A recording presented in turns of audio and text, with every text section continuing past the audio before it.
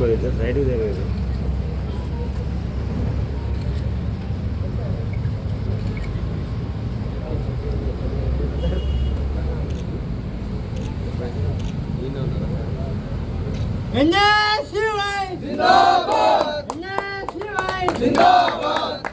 ఇందిరా గాంధీ గారి ఆశయాలను ఇందిరా గాంధీ గారి ఆశయాలను జిందాబాద్ జిందాబాద్ జిందాబాద్ జిందాబాద్ జిందాబాద్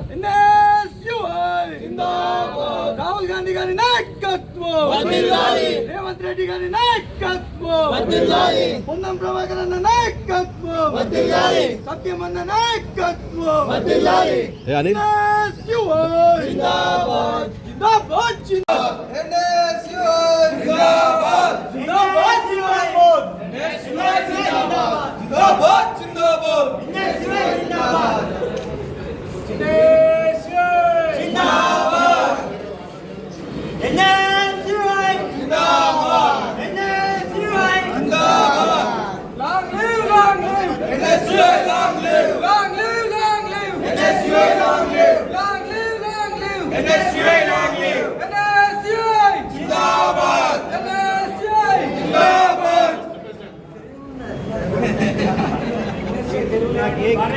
విద్యార్థి సంఘం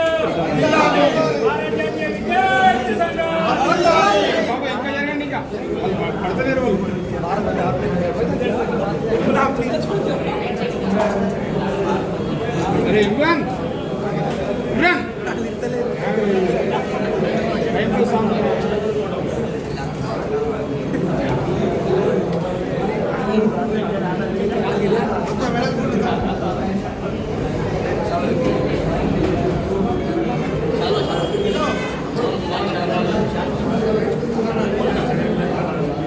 విద్యార్థులు ఎదుర్కొంటున్న సమస్యలపైన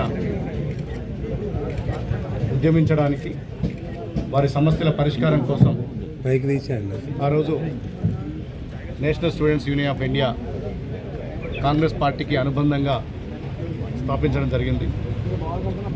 ఎన్ఎస్సిఐ ముఖ్యంగా విద్యార్థుల్లో దేశభక్తిని పెంపొందించాలి, లౌకిక భావాన్ని పెంపొందించాలనే ఒక లక్ష్యంతో విద్యార్థులకు వారి సమస్యల పరిష్కారం పట్ల చొరవ చూపాలని చెప్పి ఆ రోజు ఎన్ఎస్సిఐని స్థాపించడం జరిగింది. ఎన్ఎస్సిఐ విద్యార్థి దశ నుంచే రాజకీయ లక్షణాలు అలవర్చుకొని భవిష్యత్ తరాలకు గొప్ప నాయకత్వాన్ని అందించాలనే ఉద్దేశంతో ఎన్ఎస్సిఐని స్థాపించారు. ఎన్ఎస్సిఐలో పనిచేసినటువంటి అనేక మంది విద్యార్థి నాయకులు మంత్రులుగా, ముఖ్యమంత్రులుగా, కేంద్ర మంత్రులుగా, ప్రదేశ్ కాంగ్రెస్ కమిటీ అధ్యక్షులుగా అనేక పదవులు దేశవ్యాప్తంగా నిర్వహించడం జరిగింది.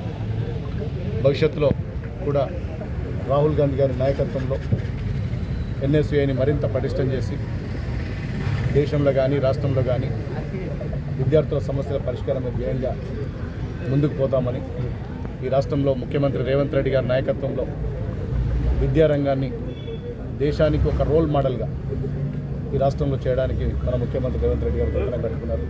దాంట్లో భాగంగా గత 2 సంవత్సరాల నుంచి విద్యారంగం బలోపేతం కోసం ఇంటిగ్రేటెడ్ రెసిడెన్షియల్ స్కూల్స్ కానీ, స్పోర్ట్స్ యూనివర్సిటీ కానీ, ఐటీసీలు కానీ, అదేవిధంగా అనేక ఉస్మాన్ యూనివర్సిటీ లాంటి ప్రతిష్టాత్మక విశ్వవిద్యాలయాన్ని బలోపేతం చేయడం, మెస్ ఛార్జీలు కానీ, డైట్ ఛార్జీలు, కాస్మోటిక్ ఛార్జీలు అన్నీ కూడా స్టూడెంట్ సెంట్రిక్గా ఈ రాష్ట్ర ప్రభుత్వం పనిచేస్తుంది. భవిష్యత్తులో భారతదేశంలోనే విద్యారంగంలో తెలంగాణ రాష్ట్రం ఒక రోల్ మోడల్గా ఆవిర్భవించబోతుందని ఎలాంటి సందేహం లేదు.